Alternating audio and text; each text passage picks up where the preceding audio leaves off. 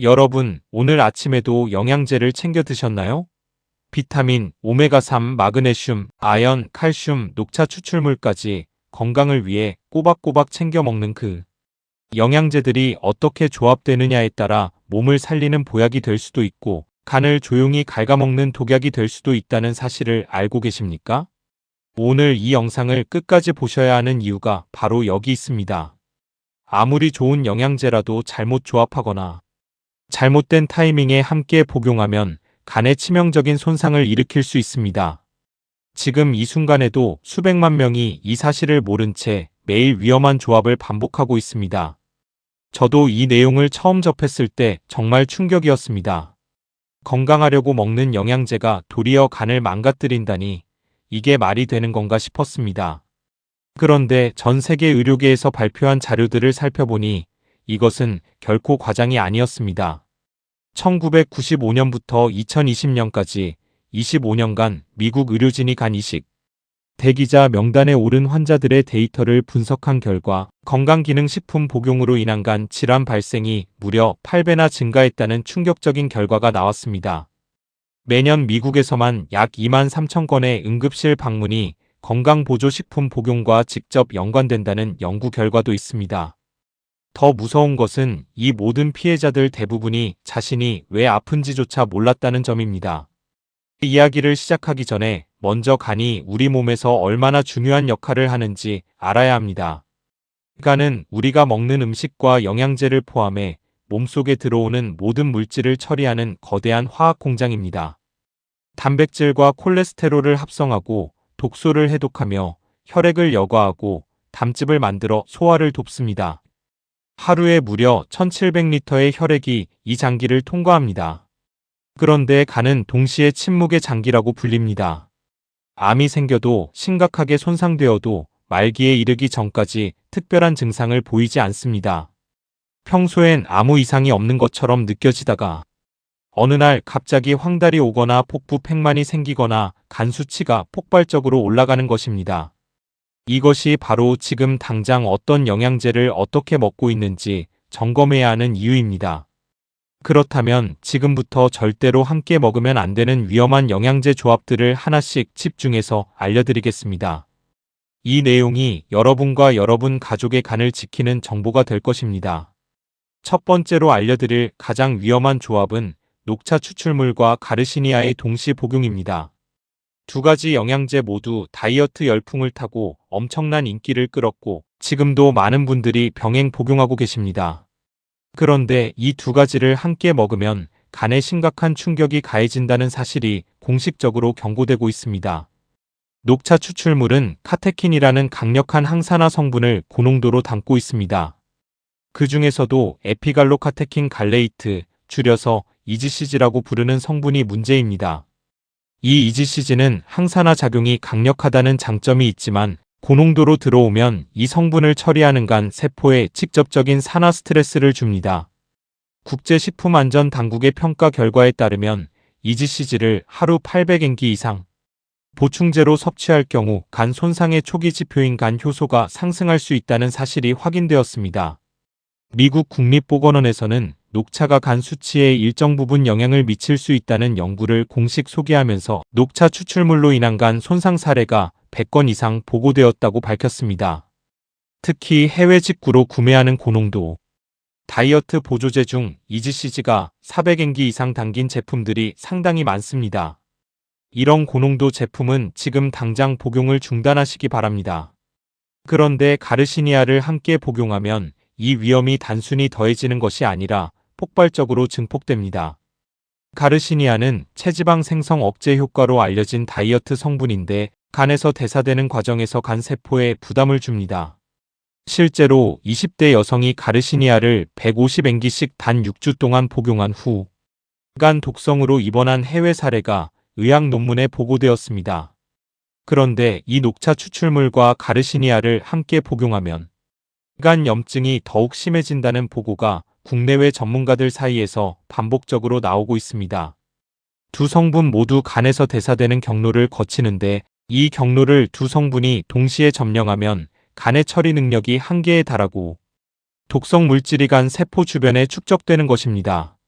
지금 다이어트 목적으로 이 두 영양제를 함께 드시고 계신 분이 계시다면 오늘부터 즉시 중단하시고 반드시 한 가지씩만 복용하거나 복용 간격을 최소 4시간 이상 두시기 바랍니다.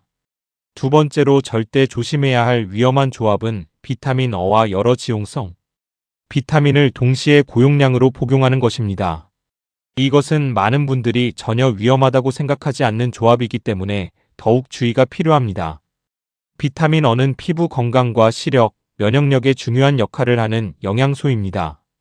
그런데 지용성 비타민이라는 특성 때문에 물에 녹아 소변으로 빠져나가지 않고 지방 조직과 간에 쌓입니다. 비타민 어가 체내에 축적될 수 있는 주요 장기가 바로 간입니다. 약사들이 경고하는 내용에 따르면 비타민 어를 하루 4만 IU 이상 섭취하면 간 손상 위험이 시작되며 이보다 훨씬 적은 양이라도 장기간에 걸쳐 과잉 섭취하면 만성 독성이 생길 수 있습니다. 특히 종합 비타민에 이미 비타민 어가 포함되어 있는데 거기에 별도로 피부 개선이나 눈 건강 목적으로 비타민 A 제품을 추가로 복용하거나 비타민 A 연고나 크림을 피부에 사용하면 본인도 모르는 사이에 적정량을 훨씬 초과할 수 있습니다. 이렇게 의도치 않게 2중 3중으로 비타민 어를 쌓아 올리는 상황이 생각보다 매우 흔하다는 것이 전문가들의 경고입니다. 여기서 끝이 아닙니다. 비타민 어를 고용량으로 복용하는 동시에 알코올을 섭취하면 간 독성이 비교할 수 없을 정도로 커집니다.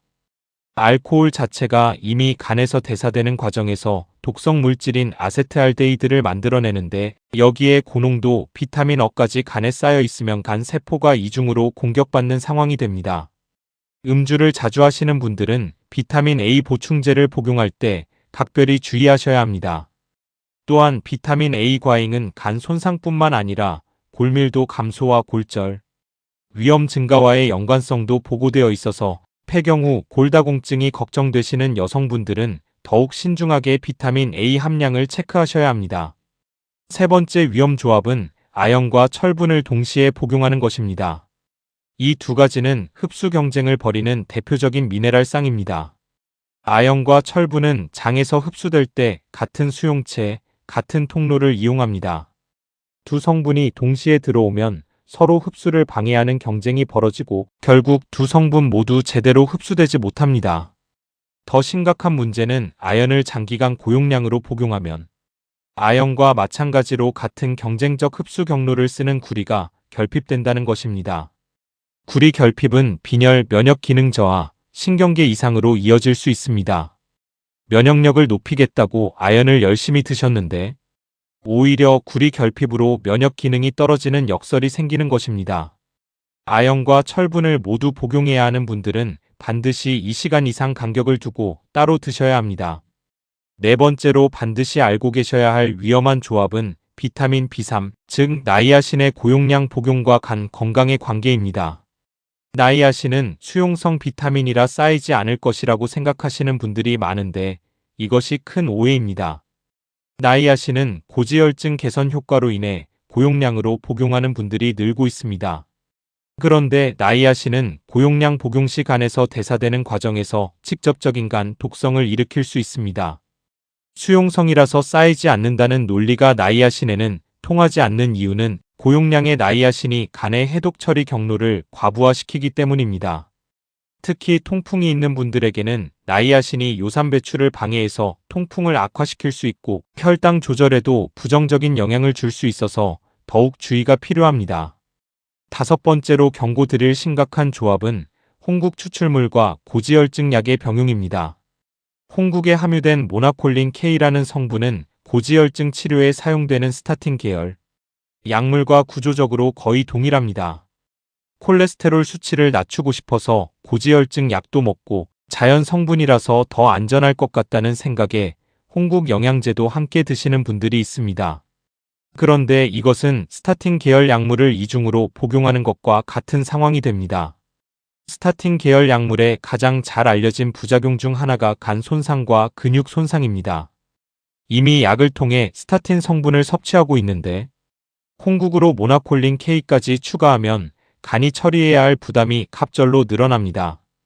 국내 식품의약품안전처에서도 이미 간 질환이 있거나 고지혈증 치료제를 복용하는 환자는 홍국 섭취를 피해야 한다고 명확히 경고하고 있습니다. 잠깐 여기서 아주 중요한 내용을 하나 더 말씀드려야 합니다. 지금까지 알려드린 위험 조합 중 2가지 이상이 겹치는 상황, 그리고 거기에 음주까지 더해지는 경우 이것이 간에 미치는 충격은 단순 합산이 아닙니다. 기하급수적으로 증폭됩니다. 예를 들어 고농도 녹차 추출물을 복용하면서 종합 비타민과 별도 비타민 어를 이중으로 복용하고 저녁에 술을 한 잔 마시는 상황, 이것은 간에 3겹의 공격을 동시에 가하는 것과 같습니다. 간은 이 모든 물질을 한꺼번에 처리해야 하는데 이 처리 능력이 한계를 넘는 순간 간 세포는 손상되기 시작합니다. 초기에는 피로감이 심해지고 소화가 안 되고 식욕이 떨어지는 정도로 나타나지만 2단계를 놓치면 황달과 간 부전으로 진행될 수 있습니다. 여기서 많은 분들이 오해하시는 부분을 한 가지 짚어드리겠습니다.